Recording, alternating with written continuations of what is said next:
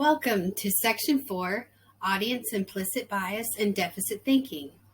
Design strategies to reduce audience ignorance, increase engagement, and facilitate understanding. I'm your instructor, Michelle Carmichael. Section 4 is about the possible audience implicit bias and deficit thinking that presenters should be prepared for, and how we are to enhance our awareness of unconscious bias by presenting on stage. Even though you tailored your presentation design towards an inclusive audience, the possibilities of closed-minded attendees could be present and ready to strike. Your responsibility as a speaker is to be prepared for such biases and not let those biases affect your performance. So, how do you accomplish that? Well, download the PDFs and use the external links to follow along with this instructional video.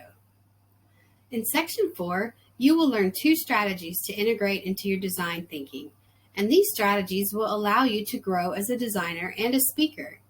The knowledge of implicit bias and deficit thinking allows you to be prepared for audience biases, and also using these strategies will allow you to feel confident in your performance. To put these tactics in action, consider these 3 points. First, become aware. Dive into the knowledge and preparation of possible audience biases and deficit thinking by taking a look at self. Second is implement. Use audience bias as a strategy and a tactic for your presentation design and delivery. And third is practice. Record your practice performances and use objective self-criticism for improvement. Now, the course concept of Section 4 is learn how to eliminate audience bias by reducing ignorance, increasing engagement, and facilitating understanding. The direct effect of audience biases used as a strategy for your design thinking will leave patrons wanting to learn more about your phenomenal performance. Now, remember the universal design of learning principles, the why and what and how of learning. Now, think like an audience member. Why is your presentation important? What is it about your topic that is stimulating? And how will it captivate your audience? Aligning the principles of UDL with the knowledge and awareness of audience implicit bias and deficit thinking will build your self-confidence, your self-esteem, and your intrinsic motivations towards public speaking, no matter who your audience is. Let's begin. Strategy 1 is the Ladder of Inference, a classic model derived by Argyris and Peter Senge during Harvard Business School in 1970. And the Ladder of Inference can assist you with premature conclusion making and understand your reasoning based on facts. Now, this happens instantly in our brains. And we start at the bottom of the ladder and we work our way up, beginning with observing, selecting, and interpreting the facts, moving on to our assumptions, conclusions, and beliefs of those facts, into the action we take, which is based on our prior beliefs or conclusions. Now, this is a reflexive loop that our minds cycle while in the process of logics and reason. The Ladder of Inference, used as a self-tactic and strategy, can help you understand the mechanics of unconscious bias. Now, take a step back from your work, detach from it, and look at your whole presentation as an observer. Now, learning how to see your work from the perspective of an audience member will teach you a valuable lesson in your design and delivery. To see your presentation from a point of logic and reason allows you to look at the unbiased facts of your presentation design and performance. Now, this could be in the form of your wording, descriptions, data representation, your choice of colors, fonts, audio, music, etc. And this also parallels our previous lesson on cognitive biases. Now, to perform the strategy of the Ladder of Inference, begin by recording your practice sessions and then watch closely how you perform your presentation. This will allow you to see where you need improvements, and you will see where your strengths are.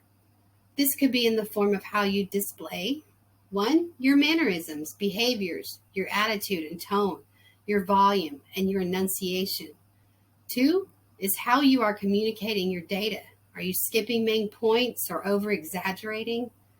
3, do you fumble in your descriptions, avoid eye contact, or say, too many times? Now, evaluate your first impressions of your performance. Do you jump to premature conclusions? Any form of bias hovers within the tiniest of details. Do you see any? Now, remember, you are observing your work as an audience member, not as a designer. Do you see where you fall within the ladder of inference? Moving on to deficit thinking and how that bias stares us straight in the face when we are on stage. Deficit thinking is rooted deep within humanity. It confines our minds and it forces us to view some tasks as a problem instead of an opportunity. It changes the way we, as humanity, interpret the world around us. A closed mindset of stereotypes and prejudice. Deficit thinking is insidious.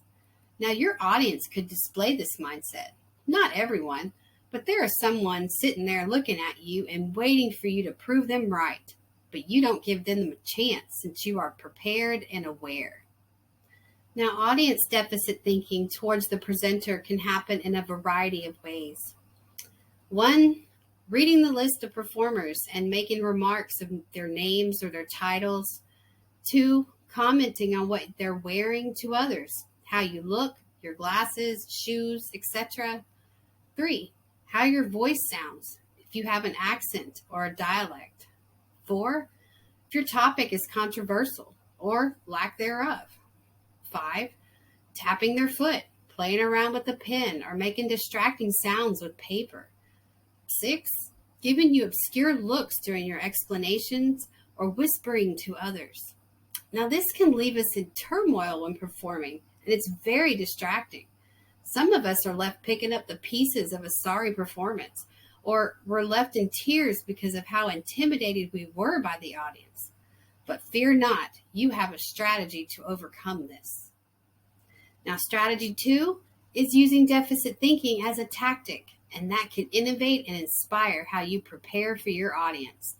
By becoming aware of the possible assumptions from your audience, this gives you the motivation and confidence to deliver your message with direct pizzazz. Now, using that fixed mindset as a tactic will strengthen your design and performance. In other words, you are outsmarting your audience. And to those with that fixed mindset, you just spark their interest and shut the doors on bias using the principles of universal design of learning, implicit bias, and deficit thinking as a strong tactic for giving your audience a dynamic, engaging performance. Now, these scenarios motivate our speaking, our concentration, and our delivery, making you impossible to distract, to be annoyed, or give in to such antics. Now, you have a growth mindset to overcome the adversity. The awareness of our own unconscious bias towards our audience, our design, and our delivery literally inspires us to be a better person. And that is how you stimulate your learner audience and leave them wanting more. To be prepared and aware of anything your audience will throw at you. And using both of these strategies, the ladder of inference and deficit thinking, will innovate your design thinking and performance. Taking a step outside of self allows for personal growth and awareness of unconscious biases.